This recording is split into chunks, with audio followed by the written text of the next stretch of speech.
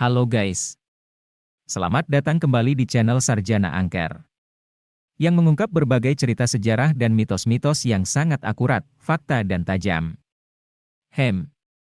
Apakah kalian pernah dengar sebutan akar bahar? Emang gak asing ya? Di telinga kita. Let's go, mari kita bahas sejarah dan mitos tentang akar bahar laut. Akar bahar laut, juga dikenal sebagai sea fan atau seaweed, adalah sejenis organisme laut yang tergolong ke dalam kelompok gorgonian atau koral bercabang. Organisme ini dapat ditemukan di seluruh dunia, terutama di perairan tropis dan subtropis. Sejarah akar bahar laut. Akar bahar laut telah dikenal dan digunakan oleh manusia sejak zaman kuno. Di Tiongkok, akar bahar laut digunakan sebagai obat tradisional untuk mengobati berbagai macam penyakit, seperti asma, radang tenggorokan, dan bahkan kanker. Di Yunani kuno, akar bahar laut digunakan sebagai obat penenang, sedangkan di Mesir kuno digunakan untuk mengobati sakit gigi. Selain digunakan sebagai obat, akar bahar laut juga digunakan sebagai hiasan dan bahan kerajinan tangan. Pada abad ke-18 dan ke-19, akar bahar laut menjadi sangat populer di Eropa dan Amerika Utara sebagai bahan hiasan interior, seperti tirai dan pemanis meja. Mitos akar bahar laut. Akar bahar laut dianggap sebagai benda yang memiliki nilai magis dan mistis di berbagai budaya. Di beberapa daerah di Indonesia, misalnya, akar bahar laut dianggap sebagai benda yang memiliki kekuatan gaib dan sering dijadikan sebagai benda pelindung dari roh jahat. Akar bahar dipercaya sebagai sesuatu yang ditakuti makhluk gaib. Jika dipakai sebagai gelang atau perhiasan lainnya, akar bahar konon mampu menetralkan pengaruh ilmu gaib yang bersifat negatif. Di negara-negara Karibia, akar bahar laut dianggap sebagai benda yang membawa keberuntungan dan sering digunakan sebagai hiasan dalam upacara pernikahan dan acara-acara penting lainnya. Di negara-negara lain, seperti Jepang dan Korea, akar bahar laut dianggap sebagai benda yang membawa kedamaian dan keharmonisan dalam rumah tangga. Akar bahar yang berasal dari laut dalam mempunyai kalor yang membuatnya mampu menyesuaikan diri dengan suhu lingkungannya. Konon, hal itulah yang membuat akar bahar dapat mengurangi rasa sakit akibat benturan benda keras sehingga kerap dijadikan jimat saat bertarung. Namun, klaim tersebut hanya sebatas mitos yang diyakini masyarakat adat tertentu dari para leluhurnya.